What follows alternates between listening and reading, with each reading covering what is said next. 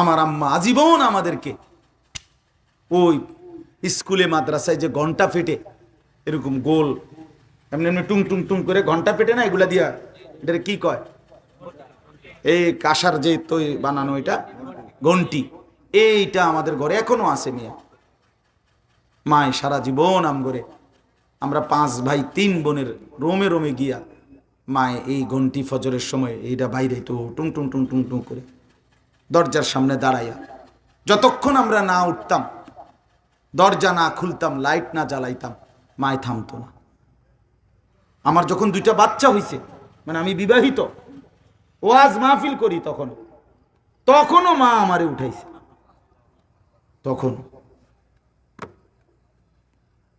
কত সময় মনে আছে ছাত্র জীবনে মারে কইতাম, আরে মা ওইসে তো উঠছি তো, এটা ফিডন রে ভাই, থামান না মা। মায় কইতো না ফুত হইছে, ইতান আমি বুঝি, হোতার থেকে উঠছি কইলে হইতো না, উঠো, উঠতে লাইট জ্বালাও, দুয়ার খোলো। মানে ঘুমের থেকে মনে করে শুয়ে শুয়ে কইলাম আর এই যে উঠছি তো আপনি যান না, মা এটা মানতো না।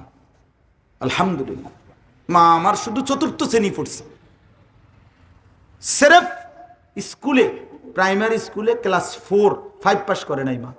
এর দূর আমার মা, আমি সেই মায়ের সন্তান। 4র্থ শ্রেণী পড়ুয়া এক মা তার 5 সন্তানকে আলেমে দ্বীন বানাইছে। আলহামদুলিল্লাহ, আলহামদুলিল্লাহ 5 ভাই আলেম হয়েছে।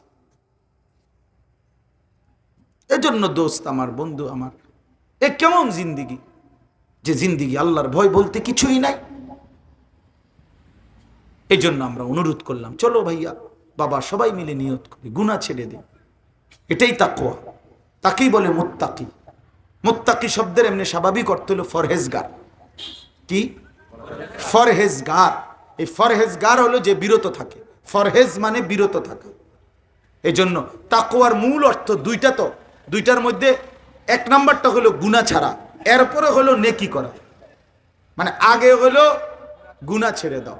এই জন্য রাসূলুল্লাহ সাল্লাল্লাহু আলাইহি সাল্লাম বলছেন, গুনাহ ছেড়ে দিবা 100 ভাগ, ইবাদত করবা যথাসাধ্য, হুকুম পালন করবা সাধ্য মতো, কিন্তু গুনাহ ছেড়ে দিবা 100। বোঝেন নাই? মনে করেন তাহাজ্জুদ নামাজ, তো কেউ পড়বে 20 রাকাত, কেউ পড়লো 4 রাকাত, সাধ্য মতো। আল্লাহর জিকির কেউ করলো 1000, কেউ করলো 100, সাধ্য মতো, সাধ্য। দান সাদাকা কেউ করলো 10,000, কেউ করলো 10 টাকা, সাধ্য মতো। মানে ইবাদত করবা সাধ্য মতো, কিন্তু গুনাহ ছেড়ে দিবা সকলেই 100। মিথ্যা কেউ বলবা না, চুরি কেউ করবা না, জিনা কেউ করবা না, বেবিচার কেউ করবা না, সুদ কেউ খাইবা না, নাচ গান কেউ দেখবা না, বেহায়া নারী বেপর্দা কেউ হইবা না। এই হলো কথা। তাহলে তাকওয়ার মূল অর্থ কি? গুনাহ ছেড়ে দাও। বলেন না বাপ কি? শেষ করে দিচ্ছি আমি, শেষ তর্জমা বলতে 2 মিনিট লাগবে না, শুধু কথাটা বুঝাইলাম। গুনাহ ছেড়ে দাও, গুনাহ ছেড়ে দাও।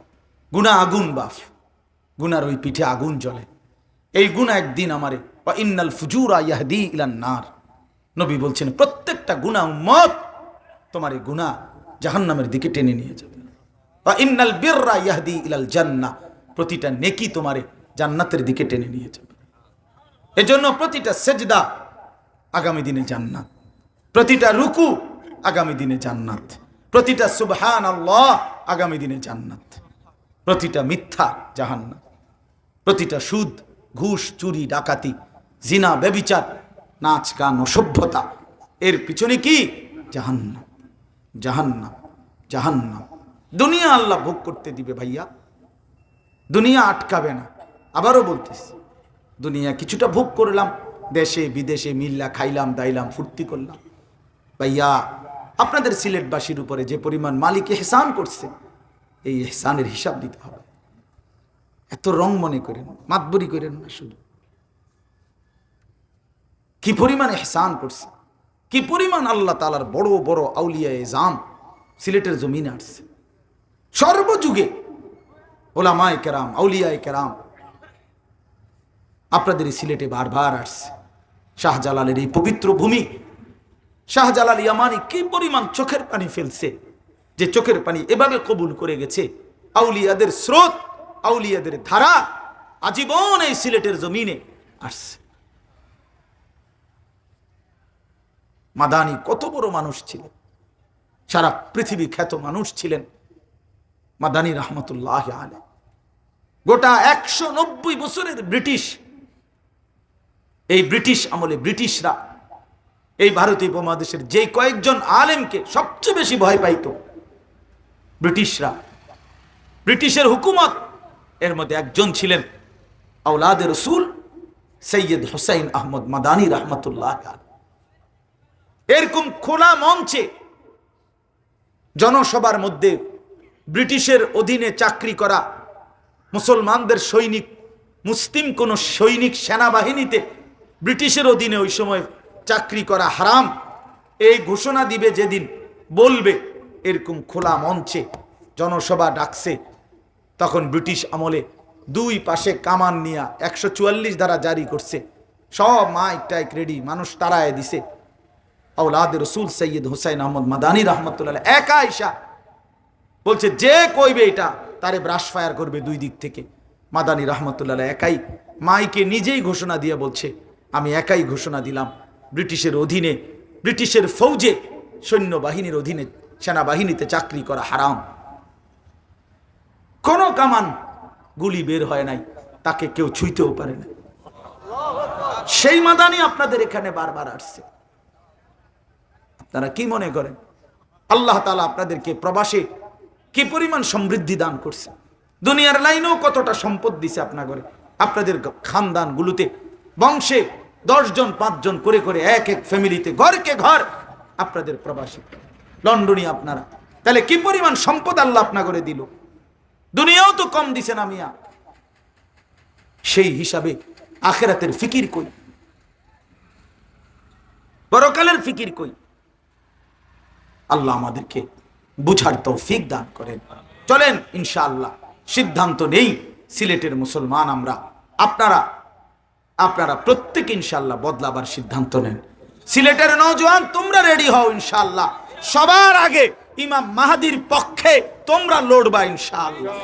বলো নওজোয়ান ইনশাআল্লাহ, বলো নওজোয়ান ইনশাআল্লাহ, তোমরাই লড়বা ইনশাআল্লাহ। তোমরা শাহজালালের সন্তান, তোমরাই আগে লড়বা ইনশাআল্লাহ। আল্লাহ তৌফিক দান করেন, হিম্মত দান করেন, হিম্মত দান।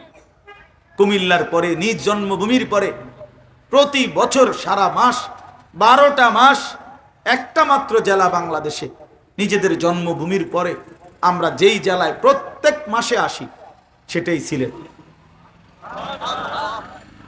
12 মাসই আসি। আল্লাহ আমাদেরকে তৌফিক দান করেন।